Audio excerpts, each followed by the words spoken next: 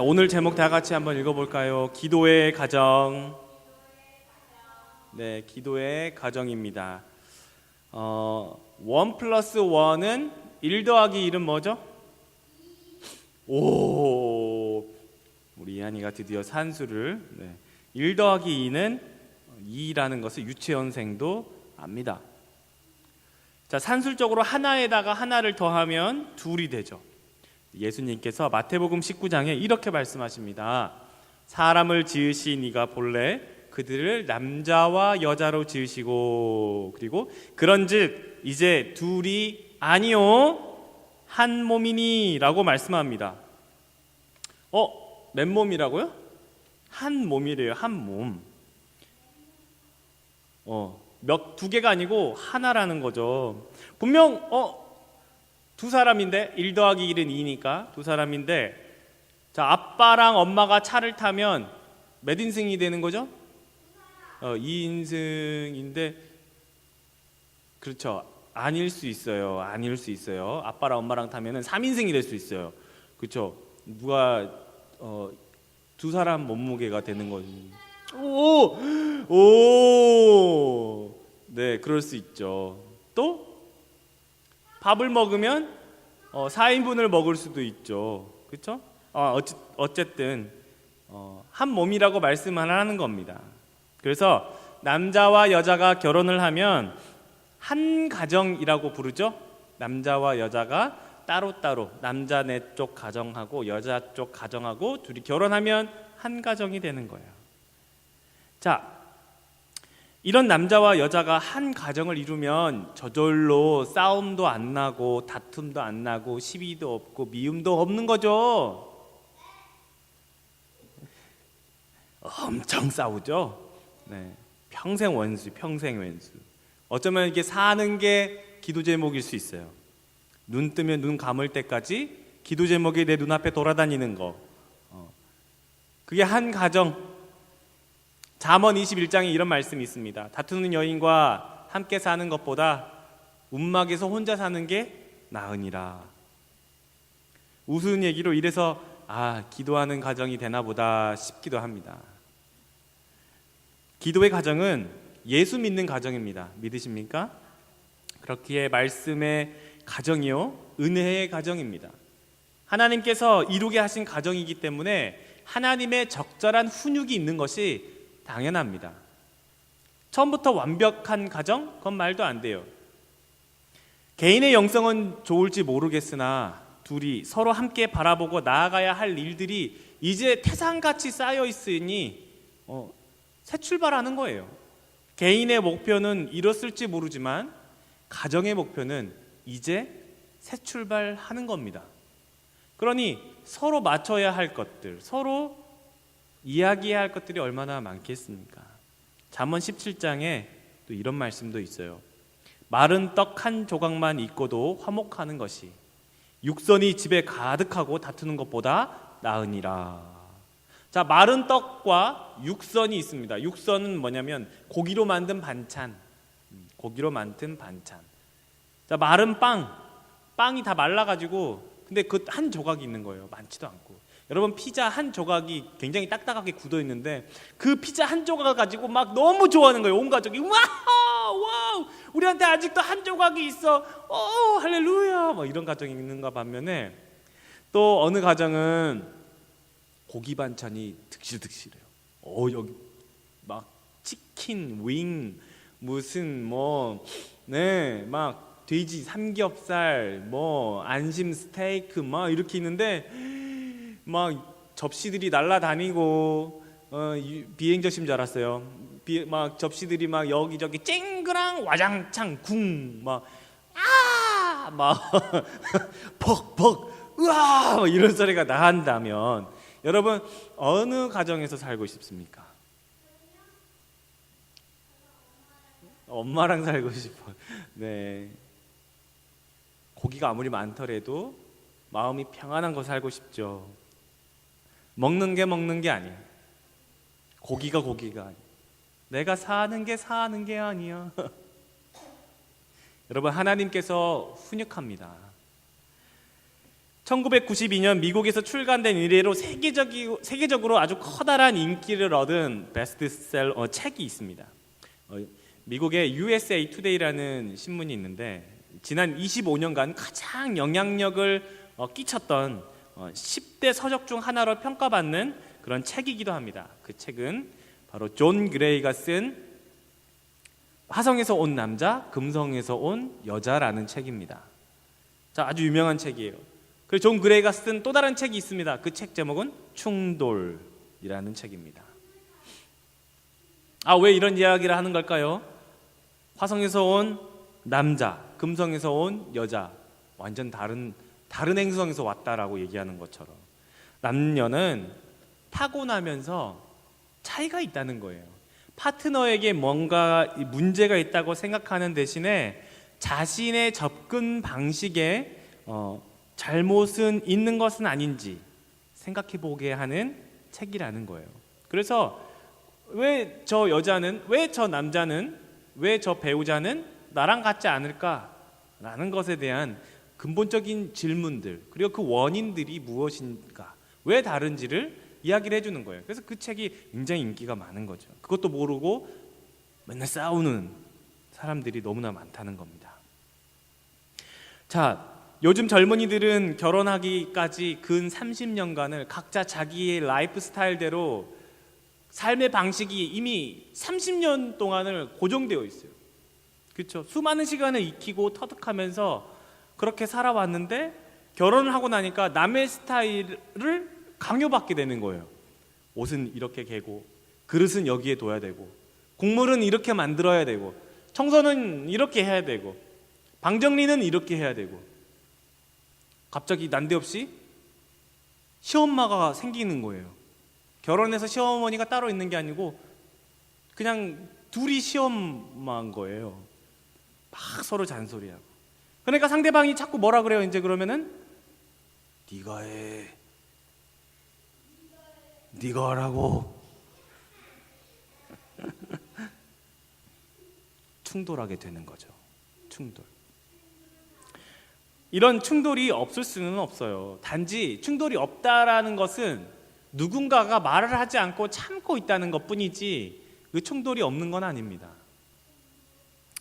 자, 이런 사람들이 만나 이룬 것이 가정이라고 얘기하는 거예요. 가정. 가정은 여러분 하나님 나라잖아요.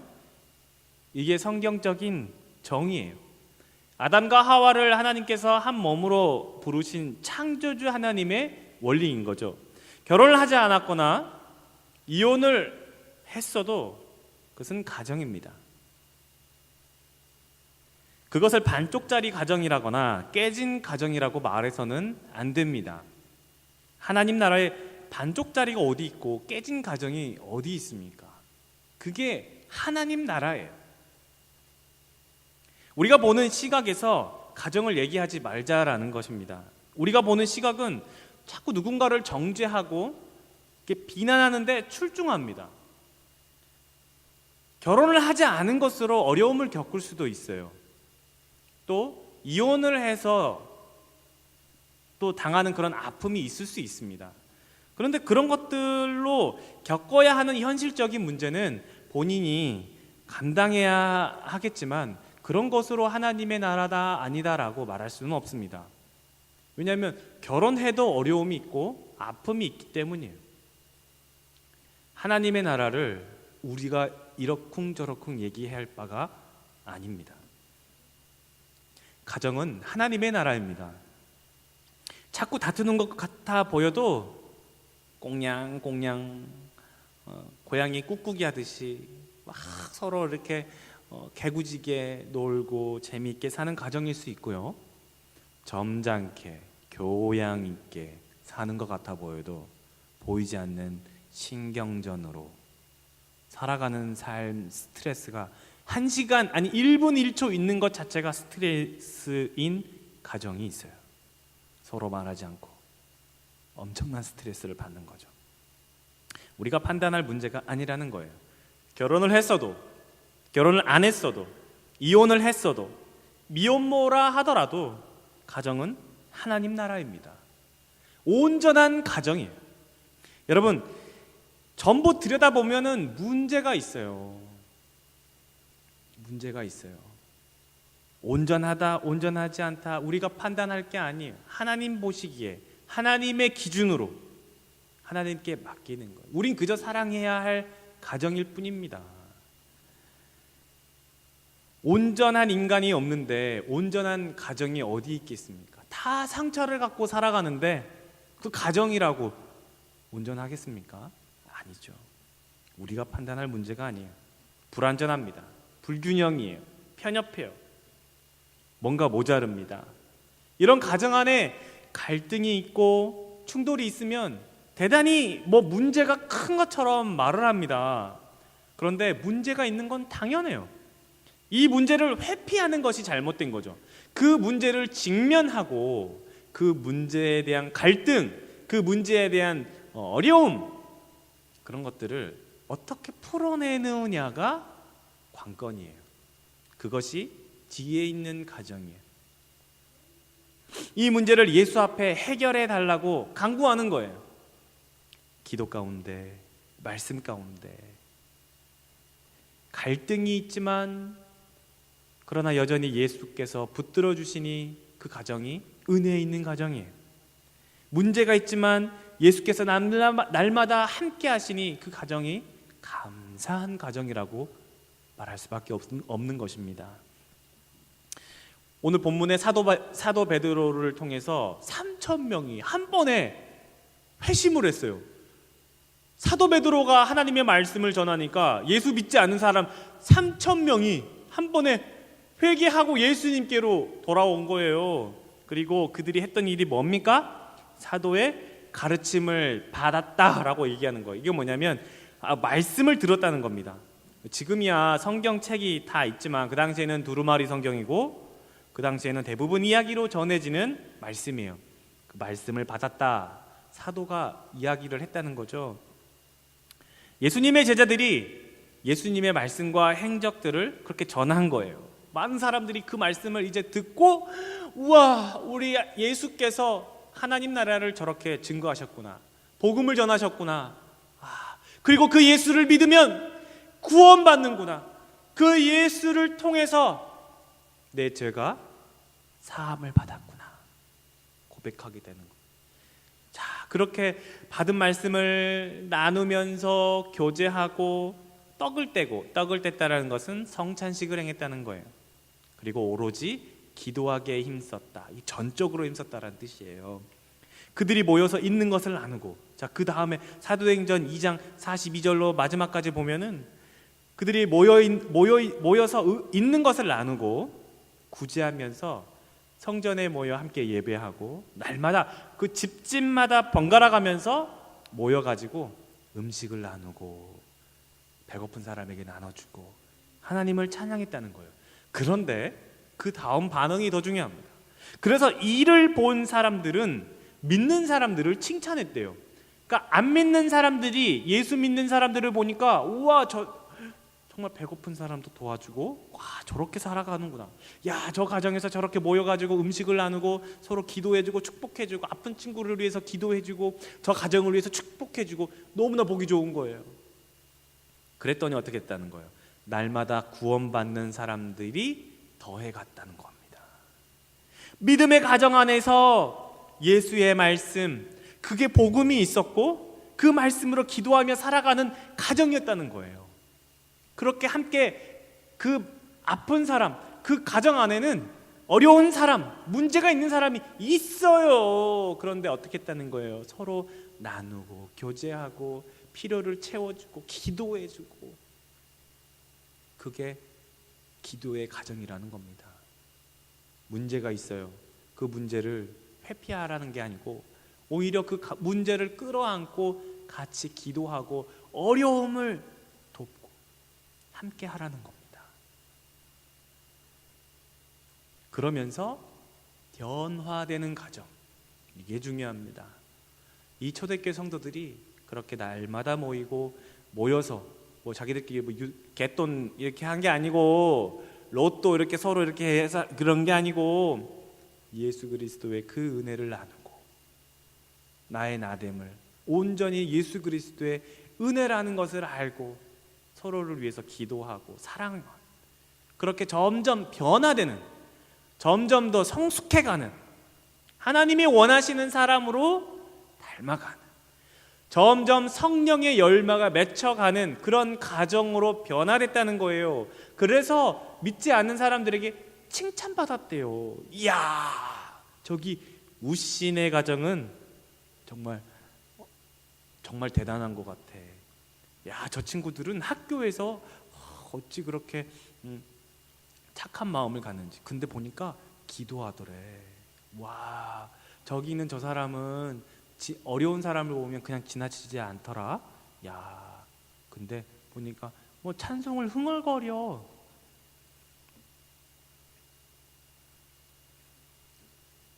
성령의 능력으로 변화되는 가정, 이게 바로 에베네셀 교회가 추구하는 그런 모델입니다. 예수 믿지 않아도 성품이 온순한 사람들이 있어요. 있어. 참 착해요. 이 사람은 법이 없어도 그냥 잘 살아갈 그런 사람들이에요. 그런 가정들이 있어요. 이런 가정을 우리는 행복한 가정이라고 하지 은혜의 가정이라고 하지 않습니다. 동의하십니까? 우리 온누리 교회 목사님이시죠. 고 하영조 목사님께서 이런 말씀을 하셨어요. 믿음으로 구원받지만 믿음이 우리를 구원시키지는 않는다. 왜요? 믿음은 구원받는 은혜의 방편이에요. 그냥 은혜, 그 구원에 대한 그런 믿음이 수단이지 믿음이 우리를 구원시키지 않는다는 거예요. 믿음이 우리를 구원시킵니까? 아니죠. 누가 구원시켜요? 예수가 우리를 구원시킵니다. 그래서 그 예수를 믿는 믿음, 그 믿음을 통해서, 믿음이라는 하나의 방법을 통해서 우리를 구원시키는 거예요. 믿음은 구원의 방법이죠. 자, 마찬가지로 은혜와 행복은 비슷한 개념이지만 행복은 은혜로부터 나옵니다. 그러나 은혜는 행복에서 나오지 않아요. 맞습니까? 행복은 예수 없어도 부귀 영화만으로도 행복하다라고 느낄 수 있거든요. 얼마든지 행복하다라고 느낄 수 있어요. 돈이 있으면, 명예가 있으면, 갖고 싶은 것이 있으면. 자, 그렇기에 그리스도인은 행복을 추구하는 사람들이 아니에요. 뭘 추구하는? 은혜를 추구하는 사람들이. 은혜는 예수가 없으면 존재하지 않기 때문에 그렇습니다. 행복을 추구했다라면 누가 선교지에 나가겠습니까? 누가 그 고생을 하면서 십자가를 지고 그 험한 곳에 가서 이 개척교회에 와서 누가 이렇게 신앙생활을 하겠어요? 행복을 찾는다면 아니죠. 은혜를 찾는 거죠. 그리고 그 은혜로부터 나오는 그 만족감을 얻는 거죠. 그 만족감은 예수로부터 나오는 만족감이에요. 그 만족감. 그래서 성령의 충만함은 그 만족감을 우리에게 주는 겁니다. 북한의 지하 성도들이 왜 목숨 걸고 그렇게 신앙생활을 하겠습니까? 행복 때문인가요? 아니죠. 차라리 예수 안 믿는 게 더 마음이 편하죠. 언제 총살당할지, 언제 끌려갈지, 언제 잡힐지 모르는데요. 그게 예수님 때문이에요. 그분들이 예수님을 만났기 때문에 그런 상황 가운데서도 여전히 비밀리에 모여서 함께 기도하고 예배하고 감사하는 거예요. 행복 때문이 아니에요. 행복 때문에 살아가는 게 아니에요. 행복하려고 살아가는 게 아니에요. 예수 때문에 살아가는 거예요. 예수님으로부터 오는 그 은혜 때문에 살아가는 거예요. 그게 가정이에요. 그러니까 그 가정 안에 행복을 찾으려고 자꾸 하면 뭔가 다른 무엇인가가 있어야 되는 거예요. 그 동기부여를 해야 될 것들을 우리가 스스로 찾아야 돼요. 그런데 그 가정을 하나님께 맡기면 하나님께서 내게 필요한 적절한 은혜들을 맛보게 하시는 거예요. 말씀을 통해서, 기도를 통해서, 찬송을 통해서, 믿는 사람들을 통해서, 안 믿는 사람들을 통해서, 상황을 통해서 그 모든 상황 가운데 적절하게 때와 시기에 맞게 일마다 때마다 주님께서 적절하게 하나님께서 은혜를 맛보게 가정은 이론적으로, 논리적으로, 합리적으로 돌아가는 곳이 아닙니다. 내가 이렇게 하면 이런 반응이 나올 거라고 생각하지만 절대 그렇지 않아요.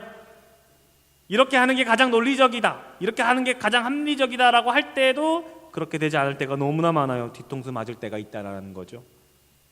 변수가 많고 오차가 커요. 예상치 못한 일들이 발생하고 심지어 이것만은 아니기를 기도했는데 그것만 되는 거예요. 충격에 휩싸이는 거죠. 인생의 꽃, 사춘기를 아시나요? 중등부를 맡은 부서 담당 교육자는 특수목회를 한다고 하잖아요. 답이 안 나옵니다. 보면 주여 밖에 안 나와요. 그런 사춘기를 겪는 자녀들이 있는 가정, 그뿐만 아니라 사춘기도 있어요. 사춘기. 이제 어른이 돼가지고 어른이 당하는 사춘기, 그 가정 얼마나 힘들겠습니까? 누구나 힘드는 거예요. 그건 누구나 당하는 일이에요. 그것을 어려움이다, 문제다, 잘못된 것이다라고 말해서는 안 됩니다.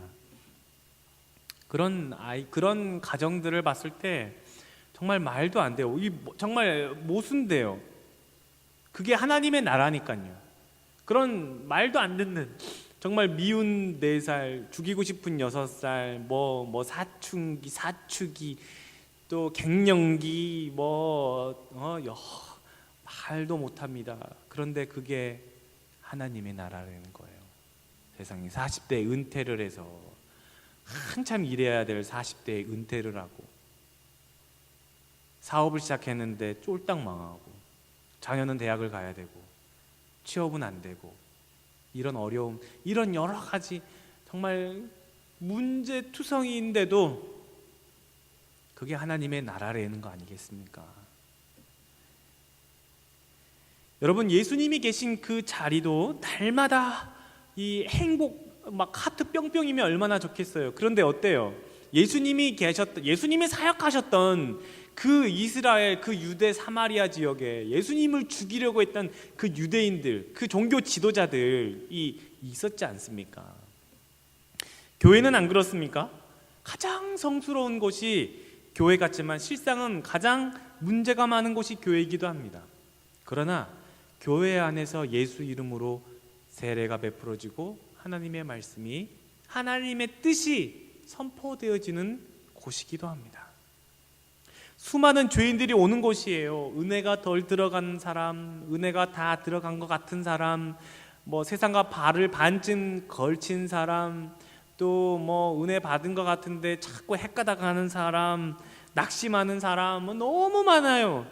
이런 사람들도 예수 이름을 믿고 있으면 그 이름을 고백하는 사람이 구원을 얻는다는데, 또 보면은 또 누가 진짜 고백한 건지, 누가 반쯤 고백한 건지, 누가 정말 몰라요.